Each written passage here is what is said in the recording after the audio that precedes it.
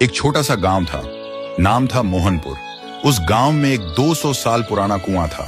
लोग कहते थे हर रात उस कुएं से एक रोती हुई लड़की की आवाज सुनाई देती है। लेकिन एक बात सब लोगों को हैरान कर देती है, मोहनपुर गांव का जो भी लड़का उस कुएं के पास पानी पीने जाता है वह 2 दिन के अंदर मर जाता है और मरा हुआ शरीर गायब हो जाता है। और एक दिन इसी गांव में एक शहर से अर्जुन नाम का लड़का आता है।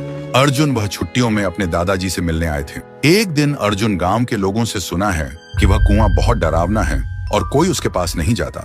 लेकिन अर्जुन सोचते हैं डर सिर्फ अंधविश्वास है और कुछ भी नहीं। एक दिन धूप में जाते हुए अर्जुन को प्यास लगी और बिना किसी से पूछे वो सीधा उस कुएं से पानी पीने चला गया। तब अचानक से एक लड़की का चेहरा सामने आया। अर्जुन डरा हुआ था और तुरंत वहां से भागकर घर पर चला गया। उस रात उसे नींद नहीं आती।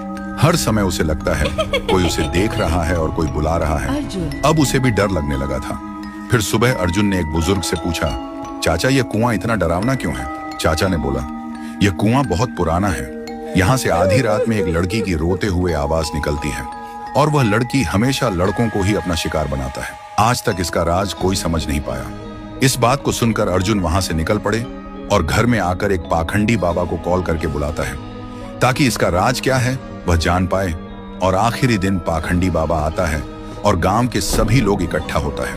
पाखंडी बाबा उस कुएं को देखकर कांपते हुए कहता है कि यह तो बहुत ही भयानक है। कुएं के अंदर जो भी है उसको पकड़ना मेरे बस के बाहर है। ऐसे बोलकर पाखंडी बाबा उस गांव से निकल पड़े। ऐसी स्थिति में गांव वाले का डर और भी बढ़ जाता है। अर्जुन के मन में सवाल उठते हैं कि उस दिन मैंने जो देखा क्या वह मेरा वहम था, और आज तांत्रिक ने क्या देखा जो डर के भाग गया। आखिरी दिन अर्जुन आधी रात में कुएं के पास एक पेड़ के पीछे छुप जाता है। अर्जुन देखा है कि कुएं के अंदर से एक अजीब सा रोने वाला लड़की का आवाज सुनाई देता है और तभी कुएं के अंदर से एक लड़की बाहर निकलती है। थोड़ी देर बाद एक लड़का गाड़ी लेकर गांव से गुजरता है। वह लड़की उसके सामने आ जाती है और लड़की उस लड़के को मार देता है और लड़के का शरीर गायब हो जाता है। अर्जुन यह सब देखकर हैरान रह जाता है।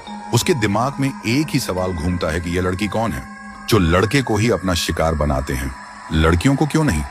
तो दोस्तों, अगर आपको जानना है कि उसे कुएं में वह लड़की कौन था और वह सिर्फ लड़कों को ही क्यों अपना शिकार बनाती है तो कमेंट करो, पार्ट 2 चाहिए।